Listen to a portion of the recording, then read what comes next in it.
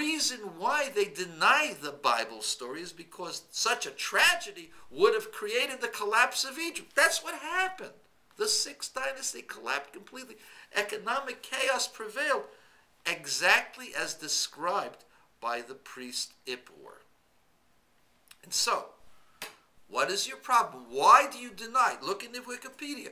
Well, they deny it because the Exodus had to happen in Ramses, and there's no evidence that it ever happened in Ramses. Wait a second. Who says you have to put the Exodus in Ramses? The answer is because you Jews have what is called Seder Olam. Okay. Let me explain something to you. It is my belief, and I know that I will come into tremendous criticism by traditionalists. It is my belief that the Seder Olam is not a halacha l'Moshe Messina. It is not an absolute must to believe in the chronology of Seder Olam. He may yet be right, but it's not an obligation of ours to say that certain things took place exactly according to certain fixed dates. There are many places in the entire Torah where Ramban, Rabbi Moses ben Nachman, known as Nachmanides, clearly disagrees with the Seder Olam. The Seder Olam's conclusion is based upon certain reasonable assumptions, but there are places where it's unreasonable. I don't want to go into the places where there are contradictions with modern-day history. It's just very difficult to accept Seder Olam as it is verbatim.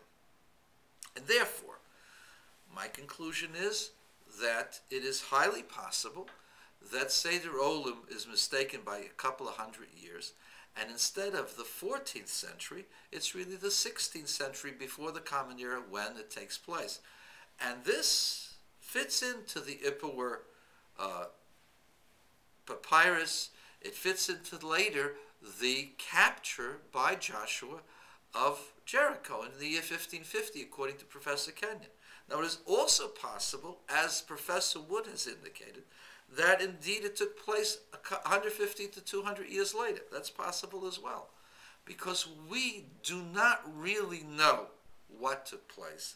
It's just that the following. You see that there is a historical record of the destruction of the Egyptian existence. All of the economy and greatness of Egypt has collapsed.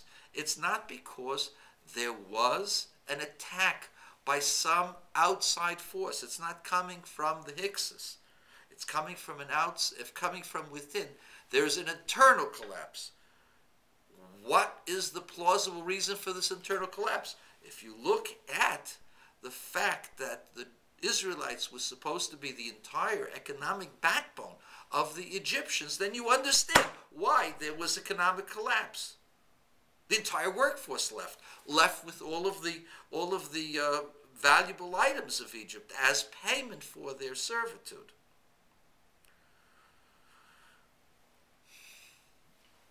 And now, when you look at the story of Jericho,